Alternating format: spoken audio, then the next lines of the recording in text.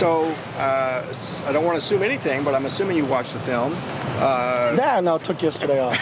we were pleased with our efforts, so we gave everybody the whole day off. No, we watched it. Anything you saw that didn't catch you the first time around live? There's always. I mean, I think the tough part for everybody is that you're not.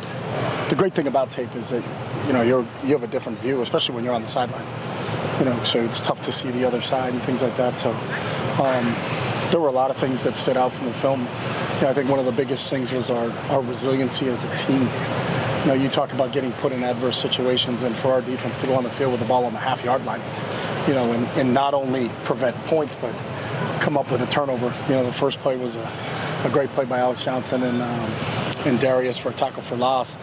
Then they didn't think they could run it inside, so they tried to get outside, and Hump and Latu did a good job. Actually punched a fumble out, and we just didn't get on it. And then on the last play, when they got into big personnel and then tried to break and get into an open set to make the play that we made for an interception, was really what you hope for is, how do you respond to adversity, and really impressed with how our team. And then the good part about it is the result is the offense on the field scored, and I think taking advantage of the turnover that our defense created in a great situation was that stretch right there was really good football for us. Anything else? There's a lot of really good. I think our defensive front is playing really well right now. We had another double-digit tackle for last game, so I'm really impressed with how those guys are playing right now. I think our linebacker depth was shown through the other day. Guys like John Vaughn with his first extensive action coming off of baseball, and then only getting him late into the summertime here, started to play pretty well for us. You start to see Femi, I thought was all over the field, had 10 tackles for us, and starting to do some really good things there. Obviously, Alex Johnson's playing secondary was really, really impressive. I think the O-line's starting to come together. There's a little bit better continuity than what we did against San Diego State than what we did against Coastal Carolina. I think the way both Carson and TJ ran at the running back spot was impressive. I thought Dante played well at quarterback and did a really nice job for us in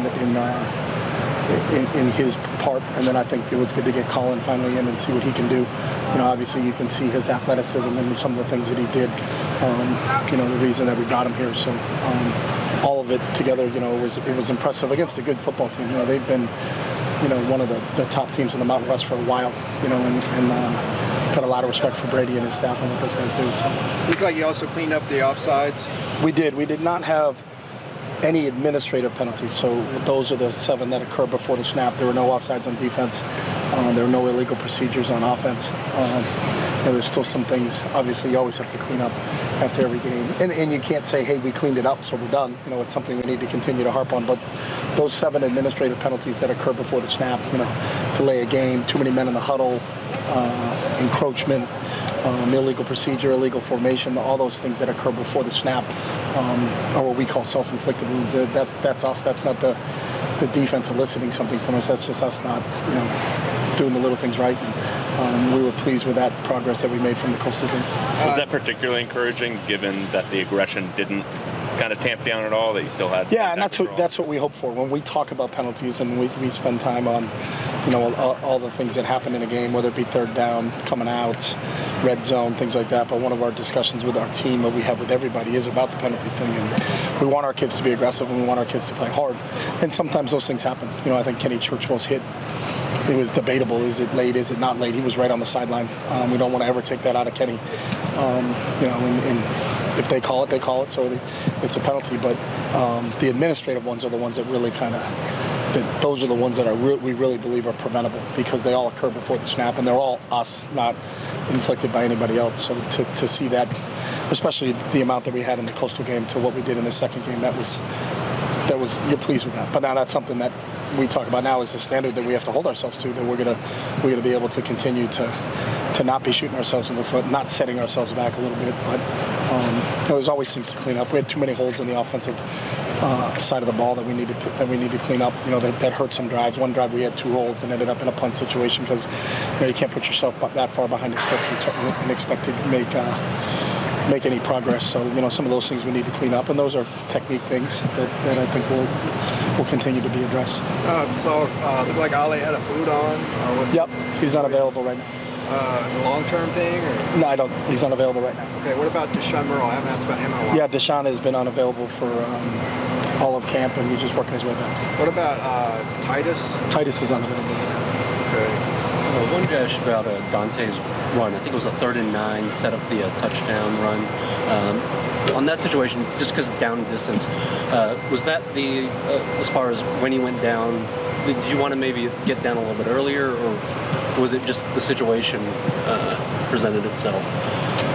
As far as I'm confused with the as far as do you think maybe he could have slid a little bit earlier to avoid some of the contact there? No, I thought he was fine with that decision. A year removed from UCLA's first game against an FCS opponent, what's kind of your thoughts looking back at that experience and how it went? I thought it was a good deal. I don't have anything to do with scheduling, so just tell us who we're playing, when we're playing, and we show up and play.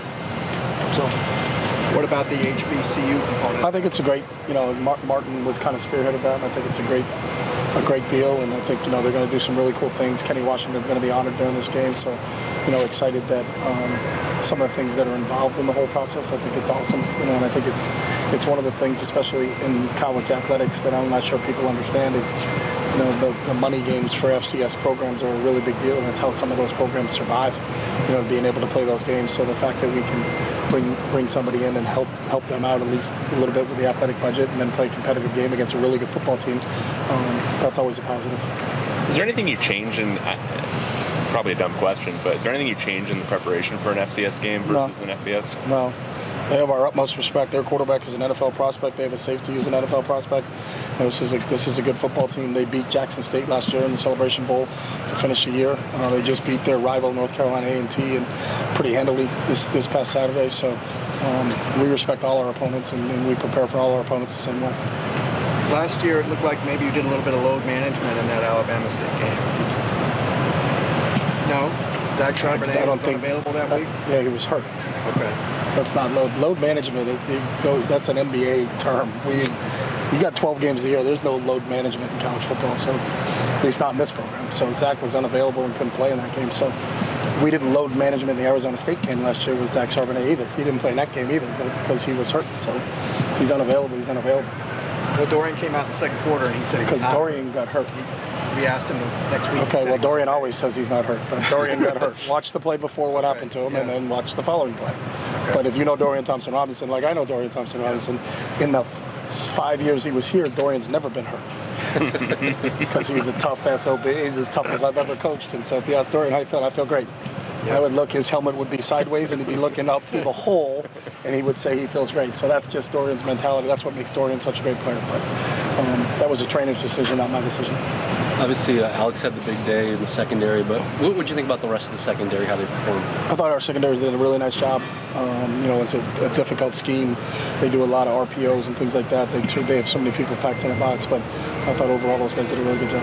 With the way Jay might construct a defense, where even if he's only catching 2 balls, but still those back-to-back pass interference calls, yeah. Is that something that you're looking for out of him to force that kind of stress on a corner? No, we're trying to obviously. He was targeted on those plays, and that's just how they ended up defending him on those plays. But we don't have any play calls where we're, hey, let's call this play and maybe we can elicit a penalty. We're trying to get him the ball because he's such a productive player with the ball in his hand. So if that ends up being, that's better than a result of an incomplete. But we're not trying to call a play to get a call or anything like that. We're trying to call a play to get him the football. You've been coaching a long time, obviously. Have you found that players generally perform better when they have clearly defined roles, like what they're supposed to, when they're supposed to do it, whether they're starting or coming off the bench? I think players perform better when they love playing football. So and we got a bunch of guys that love playing football. So I think that's the fun part about coaching this group is that they really just like playing ball. They like practicing ball. They like anything to do with football. So to me, that's what we're looking for in the recruiting process is kids that love playing football, and this group loves playing football. Thank you. Questions? All right, guys. Thank you.